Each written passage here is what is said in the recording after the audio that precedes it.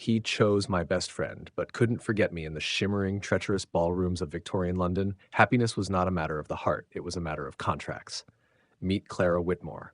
Quiet, fiercely loyal, and cursed with a love she must hide. Meet Lydia Ashcroft.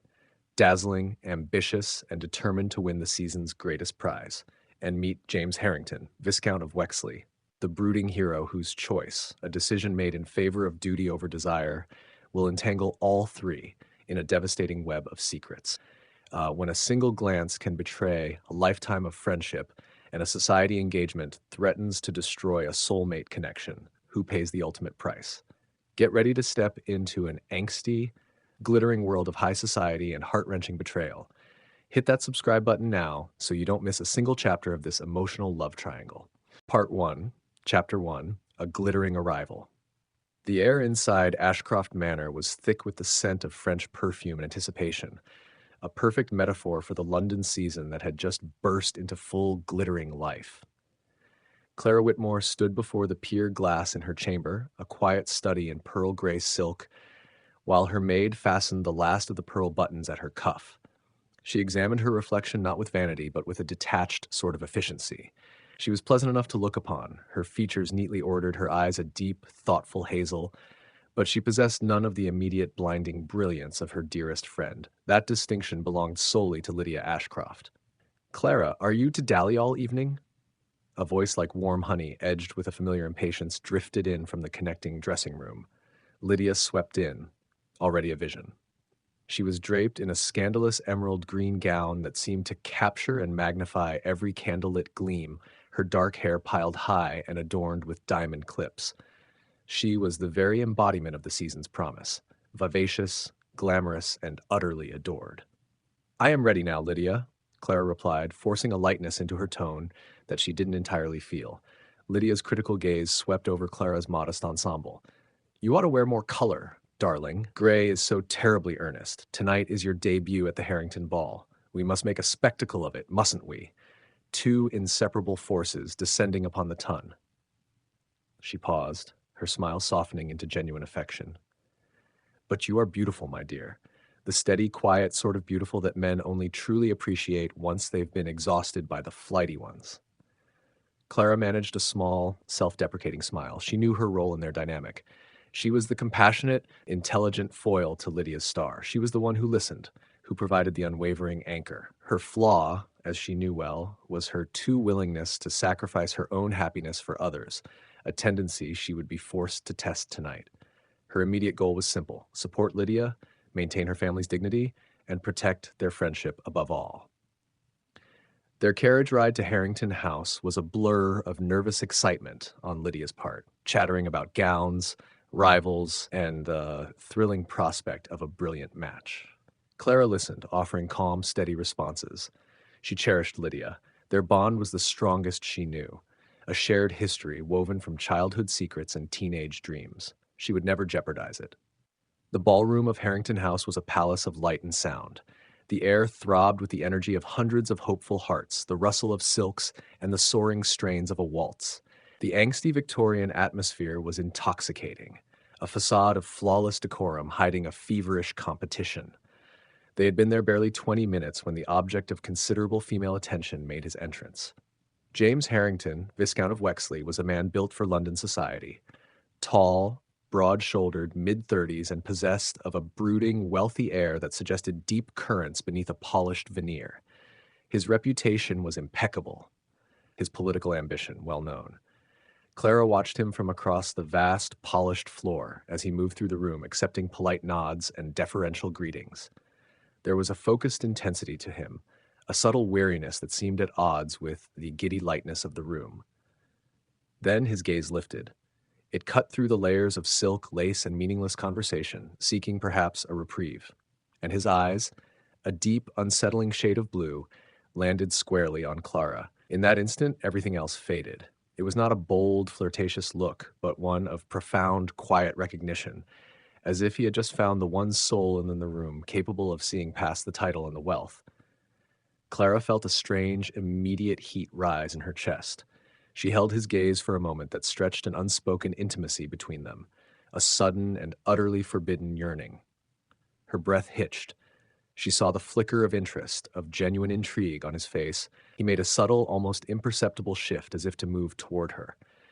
But before that single significant step could be completed, the spell was shattered. Lydia, who had been receiving the attentions of a rather boring young baron, turned precisely at that moment, saw the Viscount of Wexley, and with a practiced, dramatic tilt of her head, gave him her most dazzling smile. Lydia Ashcroft had a gravitational pull. She was accustomed to being adored in society, and James, a man who valued propriety and was deeply conscious of making an advantageous match, was precisely the catch she was goal-oriented to secure. James, momentarily drawn to the quiet fire in Clara, seemed to snap back to the reality of the social contract. He was a hero torn between passion and propriety. He possessed a flaw, a weakness in facing society's expectations, and a stubborn pride in his own choices. The choice, however brief, was made in favor of the loudest, most brilliant voice. He offered Clara a respectful yet distant nod, a polite acknowledgement that served to utterly dismiss their moment, and altered his trajectory. He walked directly toward Lydia. Clara's heart gave a dull, heavy thump against her ribs, the quiet, sharp pain of a dream she hadn't known she'd harbored being immediately snuffed out. She watched, her expression carefully neutral, as James Harrington bowed over Lydia's hand. Lydia's victorious laugh carried across the small space separating the friends. Moments later, James offered his arm. "The waltz, Miss Ashcroft." "With pleasure, my lord," Lydia purred. Clara's mother, observing the scene with a predatory gleam in her eye, leaned in, whispering, "See, Clara, that is how it's done. Lord Wexley is one of the season's best. Observe your friend and learn." Clara stood by the edge of the dance floor, her gloves clasped tightly. She watched the Viscount of Wexley and her best friend move together, a striking pair that drew every eye in the room. The sight was a tableau of perfect, expected Victorian society, the handsome, ambitious hero and the bright, sought-after beauty. She told herself it was a simple matter of fact, a predictable outcome. Lydia was the right choice, the perfect, advantageous match. Clara was the steady, selfless friend, and that was a role she understood. She was already practicing her congratulations, burying the memory of their stolen glance, the fleeting, terrifying connection that had been forged and destroyed in a matter of heartbeats. She would protect her friend, and in doing so, protect her own precarious peace. The season had begun, and the tangled, heart-wrenching love triangle was set. Part 2, Chapter 2, Between Friendship and Desire. The initial ball was only the first note in a symphony of social obligations, and soon James Harrington's courtship of Lydia Ashcroft became the most anticipated performance of the season. He was a man of action and purpose. Once he made a choice, he pursued it with unwavering, if detached, diligence. Luncheons, afternoon drives in Hyde Park, evenings at the opera. Lord Wexley's presence by Lydia's side was constant, a visible testament to his intentions. Clara, as Lydia's inseparable friend, was everywhere they were.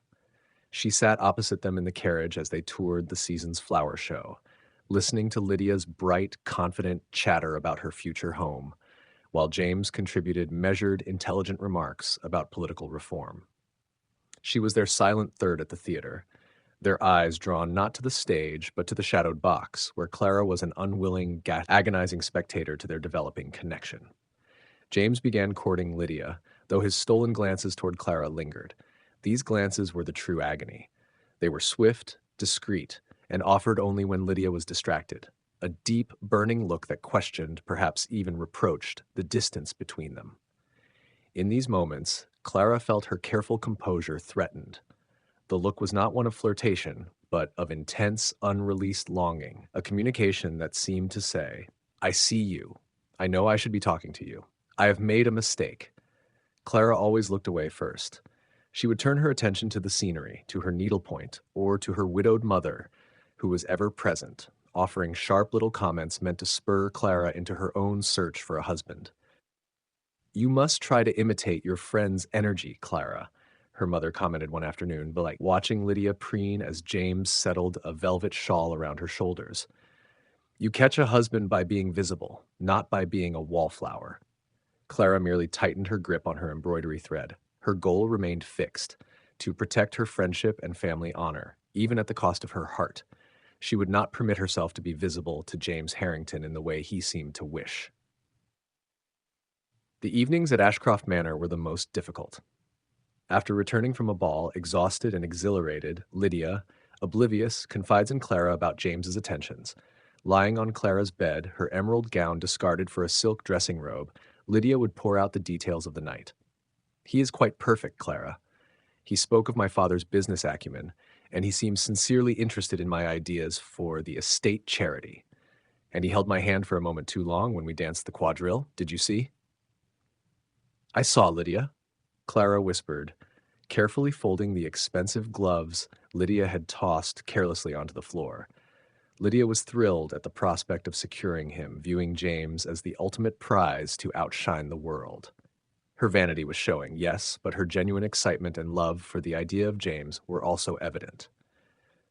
"He does look at you strangely sometimes, though," Lydia mused one night, her brow furrowed for a brief, critical moment. "As if he is trying to remember where he has seen you before." Clara's heart seized. She forced a light, dismissive laugh. "Nonsense, dear. I am always by your side. You are the magnet. I am merely the iron filing nearby." "Still, he is reserved," Lydia continued, oblivious to the knife twisting in her friend's gut. "Sometimes, when the conversation lulls, I catch him looking across the room, and he seems preoccupied, almost somber, but I shall bring him out of it. He needs a vivacious wife, Clara, someone to make him the centerpiece he ought to be." Clara listened, providing the appropriate nods and expressions of excitement. Clara forces a smile, a performance she was becoming dangerously adept at, while simultaneously pressing down on the heavy, forbidden reality within her. She was falling in love with her best friend's future husband. Every word Lydia spoke was a fresh incision, yet Clara swallowed the pain, certain that it was the necessary price of loyalty. The strain culminated during the Duchess of Richmond's summer fete, held in a sprawling, fragrant garden lit by countless paper lanterns. James sought Clara out, ostensibly to discuss a book they had both recently read, a thin pretense, yet one that bypassed the strictures of society. Lydia was momentarily waylaid by her ambitious father, who was only too thrilled at James's attention to his daughter, and sought to impress the Viscount with talk of his increasing fortune. Clara and James stood together beneath the heavy boughs of a blossoming apple tree, the lanterns casting a fractured, intimate light on their faces. "Miss Whitmore," James began, his voice low, deeper than it was when he addressed Lydia.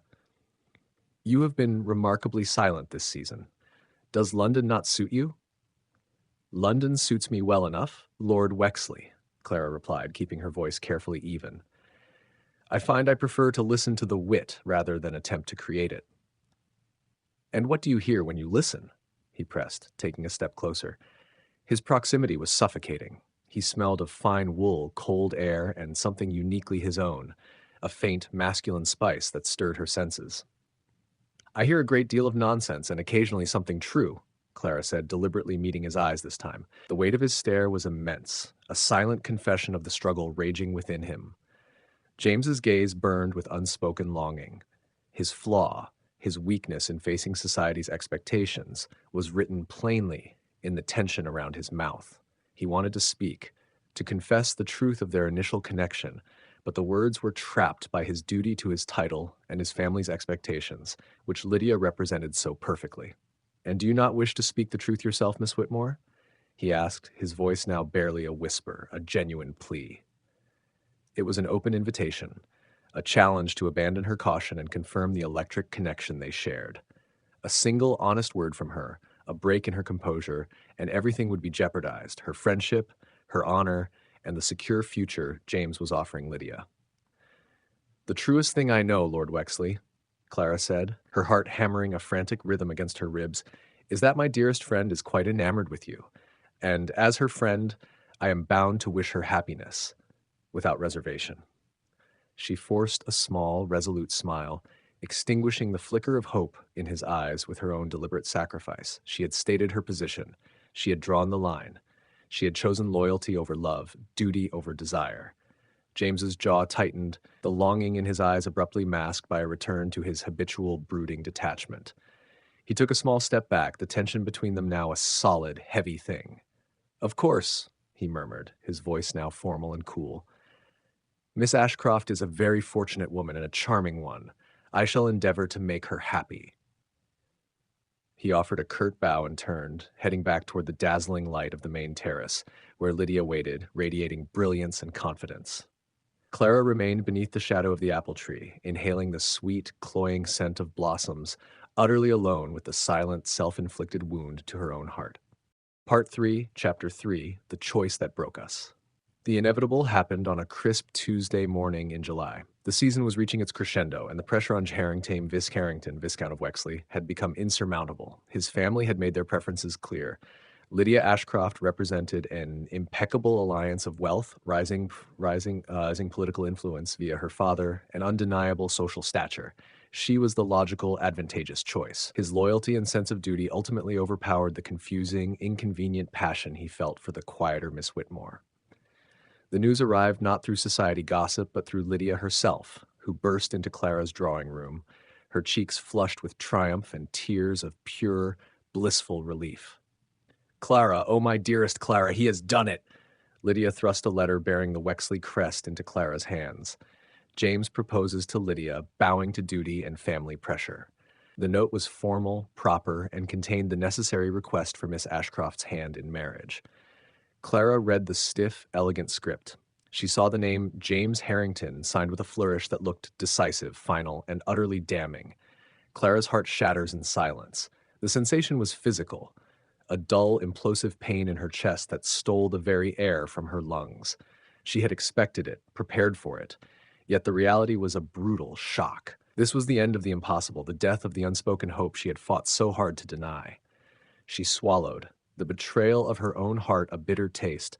Her strength was tested, but her commitment to her flaw, sacrificing her own happiness, prevailed. She hides it behind loyalty to Lydia. Clara embraced her friend fiercely. "Lydia, this is wonderful. I am so happy for you. You have achieved your greatest desire." The words were true, if only for Lydia. She smiled, her eyes slightly blurred, which Lydia mistook for the emotion of the moment. Lydia pulled back, glowing. "We shall be inseparable still. You shall be my chief bridesmaid. Oh, the trousseau, and to be a viscountess! It is everything I have ever dreamed of, darling. You must agree he is the perfect match." Clara agreed. She had to. "He is, Lydia. Perfect." The rest of the day was a blur of congratulatory calls and Clara's silent vigil. She became the perfect friend, helping Lydia select a stone for the engagement ring, listening to her plans for the honeymoon, and offering endless, genuine encouragement. She had successfully buried the truth so deep that she almost convinced herself it had never existed. The celebratory engagement dinner was held that very evening at Harrington House. Clara attended, dressed in a muted blue that spoke of her quiet, supportive role. She avoided James all evening, keeping a polite distance, a barrier of society between them. But fate, or rather the meticulous architecture of a Victorian garden, conspired against her.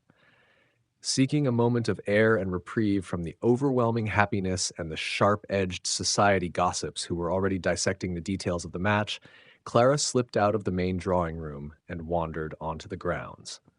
The night was dark, illuminated only by the distant glow of the house and the silvery moon. She found herself in a small, hidden knot garden, tucked behind a high trellis of climbing roses.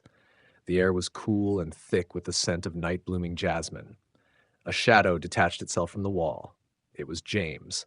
He stood near a stone bench, his formal evening coat lending him a monolithic, forbidding quality. He looked utterly exhausted, the mask of the successful hero momentarily stripped away. "Miss Whitmore," he said, his voice raw, devoid of his usual polished cadence. "Lord Wexley, I offer my sincere congratulations to you both." Clara's voice was steady, perfectly modulated. He did not acknowledge the greeting. He simply stared at her, the brooding hero torn between duty and desire laid bare. "Do not," he said, the words strained, "do not pretend that this is right." Clara took a sharp intake of breath. "I do not understand you, my lord. It is entirely right. You are engaged to the woman you chose." "The woman I chose for my position. The woman who fits the expectation," he corrected savagely, taking a heavy step toward her, "but not the woman I desired. When I looked at you at the ball, Clara," he used her given name, an act of shocking intimacy, "I saw the rest of my life. Quiet, meaningful, true. But I am a man bound by history. I have responsibilities, a name to uphold. I could not be selfish. I could not face the whispers and the scandal of choosing a friend who was perhaps not as brilliant a match on paper. He was confessing his flaw, his pride and his weakness in facing society's expectations.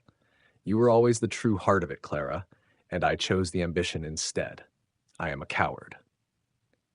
His proximity was agonizing. She could feel the heat radiating off him, the desperate energy of his regret. It took every ounce of her remaining quiet strength not to collapse into his arms, not to return the confession of her own consuming, slow burn forbidden yearning. You must not speak this way, Lord Wexley, Clara whispered, gripping the cold stone of the bench behind her. You have made your choice, a choice of honor and duty, and you must stand by it. You owe Lydia and yourself the utmost respect. She is my dearest friend. I will not be the vessel for your regret. She was forcing him back into the cage of propriety he had just admitted trapping himself in. This was her final, total act of sacrifice. James looked at her then, truly seeing her unwavering strength and the raw, silent torment in her eyes. The truth of her pain, mirrored by his own, was staggering. God help me, Clara, he breathed. He reached out, his hand hovering near her cheek, a ghost of a touch, before drawing it back, his fists clenching at his sides. They part in torment, both bound by choices they cannot undo. Without another word, James turned sharply and strode back toward the house, disappearing into the light. Clara sank onto the stone bench, the chill of the marble seeping through her gown. The engagement was set, the confession was made, the secret was buried. All that remained was the agonizing path of loyalty and the knowledge that she had just sacrificed her one chance at love to protect a bond that was, perhaps, less fragile than her own heart. End of part 1. The choice is made. James Harrington has bowed to duty, proposing to the dazzling Lydia Ashcroft. Clara Whitmore stands by, her heart shattered, having chosen loyalty over love. The confession they shared in the shadowed garden was their private moment of torment, a secret buried under a veil of silk and propriety. But in a society built on facades, a secret this explosive can never truly remain buried. This concludes part 1, the choice. The engagement may be set, the society may rejoice, but the deepest desires have not been extinguished. When stolen glances turn to dangerous proximity and Lydia's suspicion begins to simmer, how long can a carefully constructed lie last? Join us for part 2 to witness the escalating tension, the painful near misses, and the ultimate moment of betrayal that tears everything apart.